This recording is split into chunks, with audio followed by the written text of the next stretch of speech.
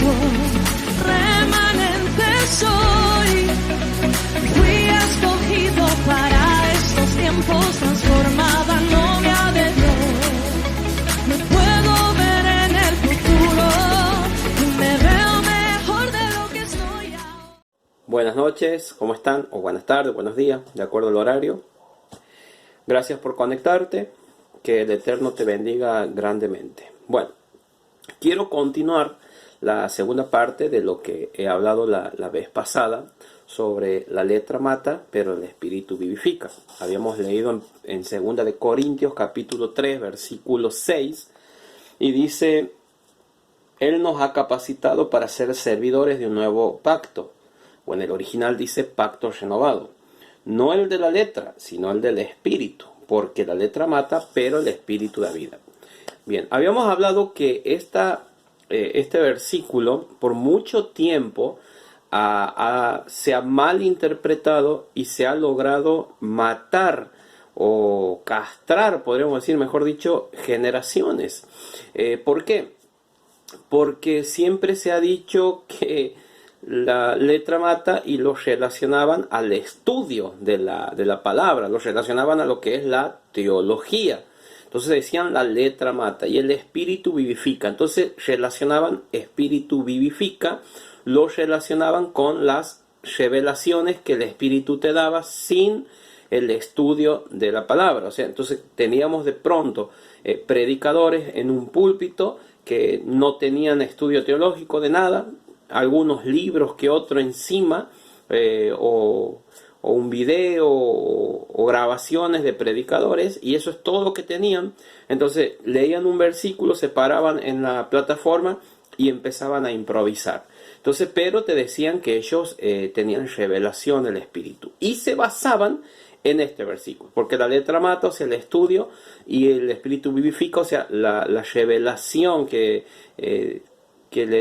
supuestamente Dios les daba sin el estudio. Es más, se dice hoy en día que vos puedes ser un doctor en teología y no tener una revelación. O sea, eso es cierto, pero si lo sabemos entender, porque dicho así de esta forma, si yo te digo puedes ser un doctor en teología y no tener ninguna revelación, eso es verdad. Pero si yo a eso lo respaldo con este versículo, directamente estoy armando algo falso, porque cuando decimos que puedes ser doctor en teología y no tener una revelación del espíritu, lo que quiere decir es que vos puedes llegar a tener un doctorado en teología y puedes ser un gran maestro de la palabra. Y cuando decimos que no has tenido una revelación, nos referimos a que nunca has profundizado más, ya sabes. Entonces, eso tenemos que entender, que en el estudio de la palabra uno va profundizando. Entonces, por más que yo sea un doctor en teología, yo igual tengo que profundizar más la Biblia, porque nunca terminamos de descubrir. ¿Me explico? Entonces, pero ese no es, ¿cómo te puedo decir? Tampoco es para decir que es un doctor en teología y no tiene revelación, entonces no lo invito a predicar. No, sino son frases, en realidad son frases armadas o son conceptos que se larga para quizás justificar que yo no he estudiado. Yo no tengo, quizás el predicador no debe tener ni un seminario, entonces larga eso. Puedes tener un doctorado y no puedes tener revelación. O sea, si yo tengo un predicador que es un doctor en teología y tengo a alguien que nunca ha estudiado y dice tener revelación, yo lo invito al doctor en teología, obviamente. Pero ese no es el tema, sino es a modo de aclarar cómo se ha mal interpretado. Entonces yo le he puesto como título a este mensaje: Cementerio de Teólogos. ¿Por qué? Porque muchas veces he escuchado esa frase, inclusive había un general de Dios, Charlie Finney, que él le decía a las personas que salían de los institutos: ustedes están en cementerios de teólogos. Y por mucho tiempo muchos predicadores y pastores se han tomado de la frase de este general de Dios, Charlie Finney, a decir: él ha dicho que los institutos bíblicos son cementerios de teólogos, por eso no hay que estudiar. Y eso es una falacia. ¿Por qué? Porque Charlie Finney primero era abogado, entonces quiere decir que era un tipo que estudiaba, aparte escribía. O sea, él ha escrito muchos libros. No solo que ha escrito, sino que ha mejorado muchas cosas de la doctrina. En otro lugar, o sea, en segundo punto, Charlie Finney era director de un instituto bíblico y era profesor. Entonces, cuando Charlie Finney les decía, ustedes, estos seminarios son cementerios, era por una cuestión doctrinal de la época. No porque el seminario en sí era un cementerio, al contrario, él incitaba al estudio. Entonces, ¿por qué te estoy contando estas pequeñas cosas? Porque tenemos que entender que muchas interpretaciones o muchas posturas siempre van a tener que ver con el tiempo en el que se vive. Por eso un predicador decía, algo que me ha fascinado, si el apóstol Pablo resucitaría hoy en día, él lo que iba a hacer es adaptarse al tiempo y en base al tiempo sacar los misterios que él predicaba. Por eso vos fíjate, cuando en la Biblia dice que Jesús vendrá en un caballo, con la corona, y una vez una chiquita le ha preguntado al predicador si en el cielo hay animales, porque justamente dice que vendrá en un caballo. Entonces le preguntaba, ¿hay caballos en el cielo? Y el predicador le ha dicho, me encanta tu pregunta, es una pregunta muy difícil y a la vez inocente. Y le dice, pero te quiero explicar que a lo mejor hay o no, pero yo sí te voy a decir por qué dice que viene en un caballo. Entonces le explica a la chiquita de que eso era porque en esa época el decir que viene en un caballo con una corona, una espada, esa era la forma de ver a las personas como triunfadores, como conquistadores. Entonces las personas en esa época, si decían que el Mesías viene en un caballo con la espada, entonces ellos ya decían, como un triunfador, un guerrero. Entonces era como explicar a qué se refería. Entonces, por eso encontramos mucho, era semejante, las voces eran semejantes a un estruendo. Entonces, si hoy tendríamos que comparar y para cómo yo puedo hacer entender a las personas que Jesús viene como triunfador, podríamos decir, y bueno, él viene con su martillo, como lo hace Thor cuando viene en la tercera parte. Entonces las personas más o menos se dan una idea. Entonces lo que te estoy diciendo es que tenemos que entender que siempre vamos a profundizar en lo que es la palabra. Entonces yo he puesto Cementerio de Teólogos como título un poco para explicar de que los seminarios, los institutos no son cementerios de teólogos. Entonces, cuando hablamos de la letra mata, hemos dicho nosotros que es por la falta de interpretación, sino cuando tengo una postura bíblica y no una interpretación. Entonces, la letra mata. También tenemos que ver qué interpreto. O sea, porque hay interpretaciones, yo puedo tener una interpretación en base a la cultura de la época, puedo profundizar en las raíces hebreas y empezar a ver en contexto, aplicar la hermenéutica, y en base a eso yo saco una interpretación y yo lo aplico, lo enseño. Tengamos en cuenta que por una mala interpretación se puede arruinar muchas generaciones.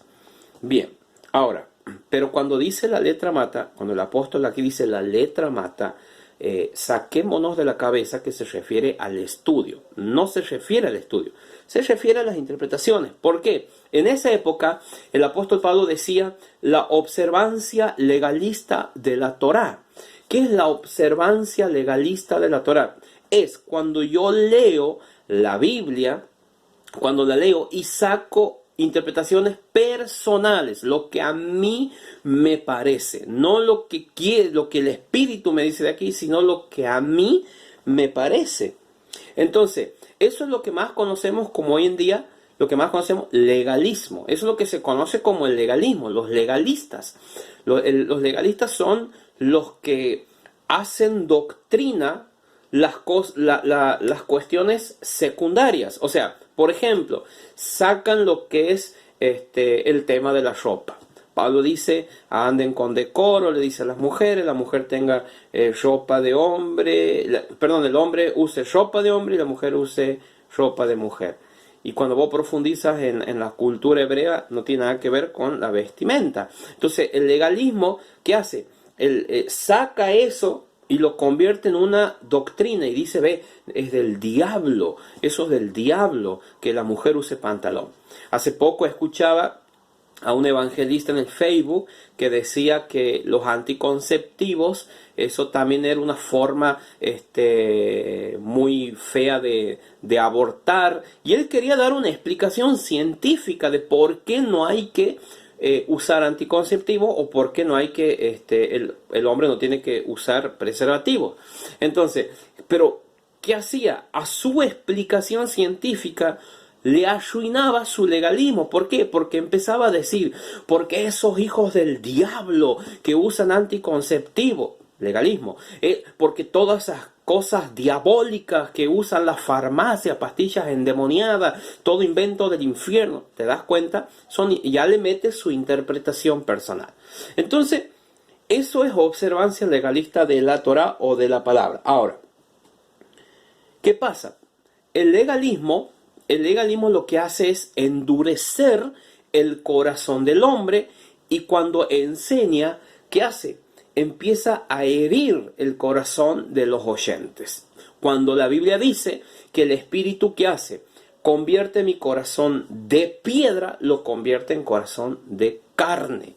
Entonces quiere decir que la interpretación correcta del Espíritu lo que hace es te ablanda, te quebranta, te lleva a decir, quiero conocer más de Dios. ¿Me va siguiendo? Bueno, entonces, hay síntomas cuando una persona tiene una interpretación personal o una observancia legalista de la Torá.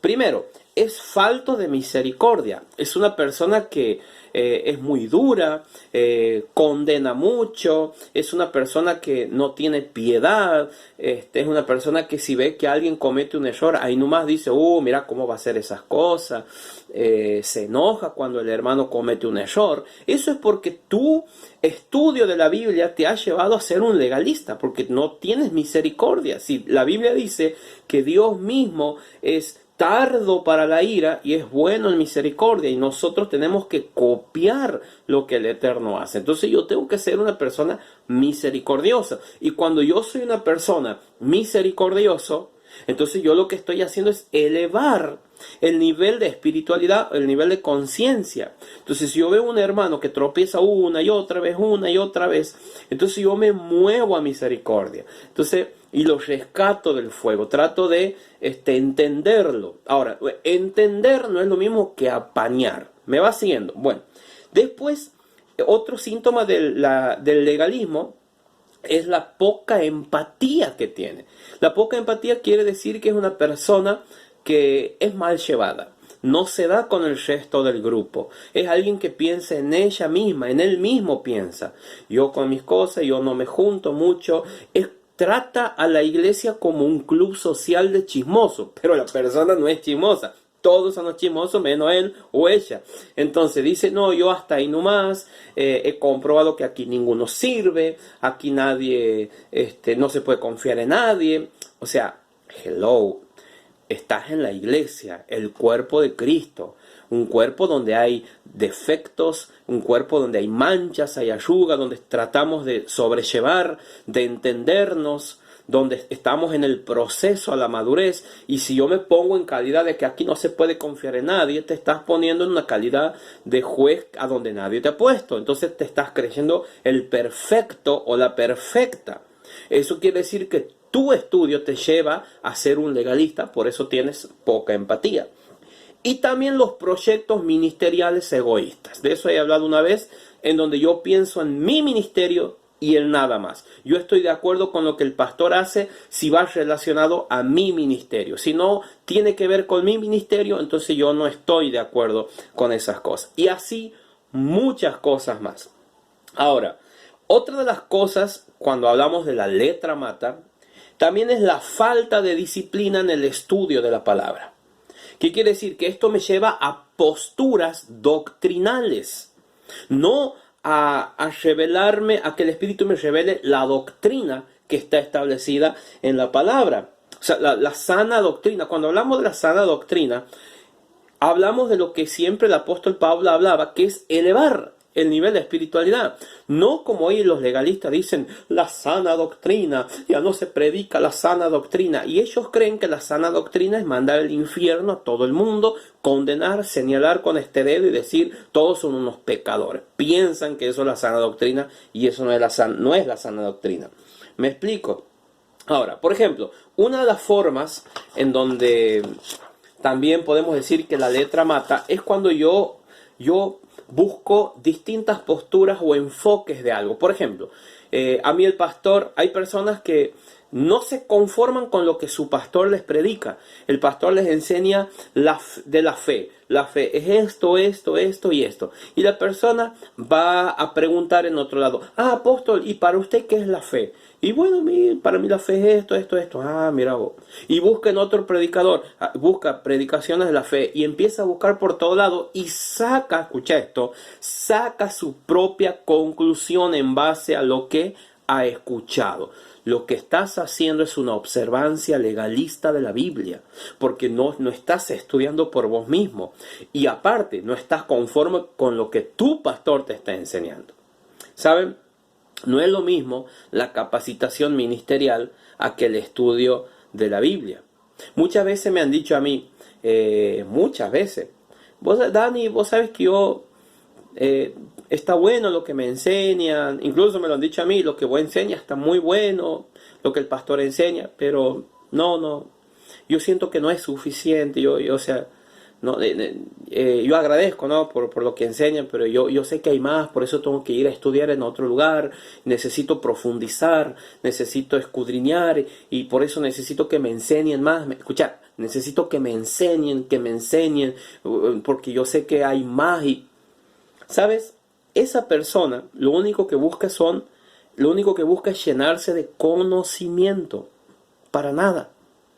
Cuando vos dices no es suficiente con lo que me están enseñando, tienes un problema grave de paternidad. Eso me muestra a mí, y es más que evidente, que sos ignorante, y es más que evidente que tu orgullo está a flor de piel.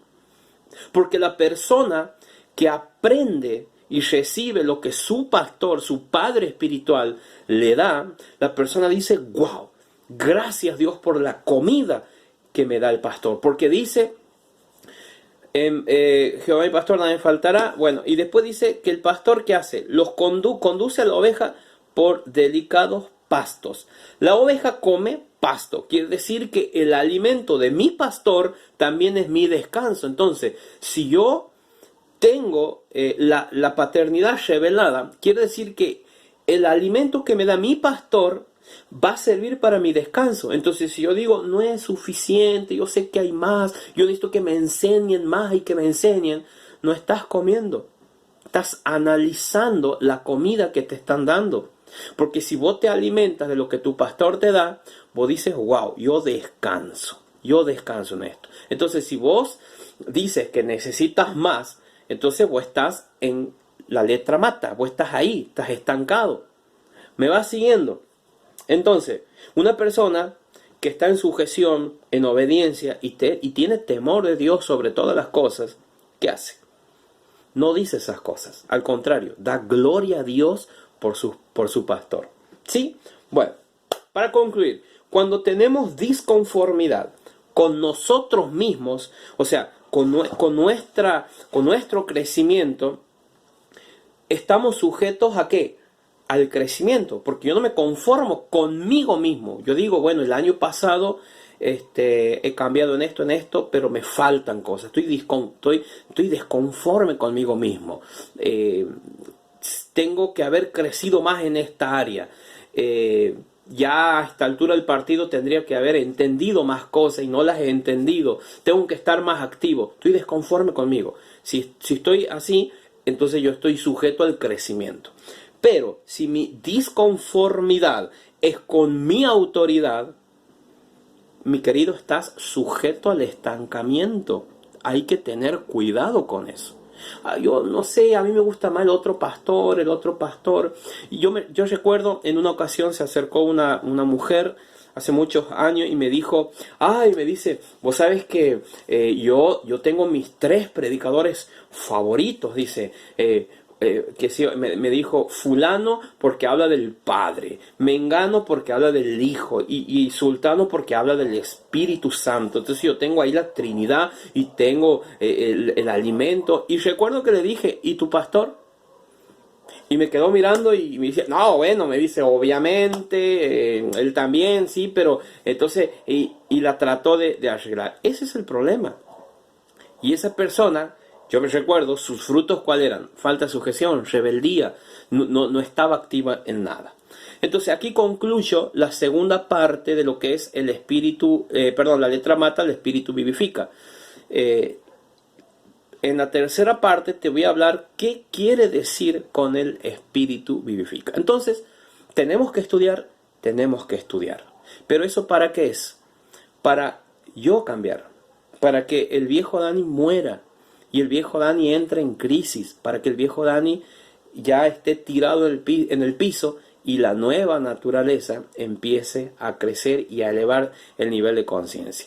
No estudio o me alimento para contradecir y debatir por ahí. ¿Me explico? Entonces, bueno, que te sirva esto para que puedas crecer, escudriñar, léelo bien, ahí al versículo que te he dado de Segundas de Corintios capítulo 3, versículo 6. Y que el Señor te bendiga enormemente.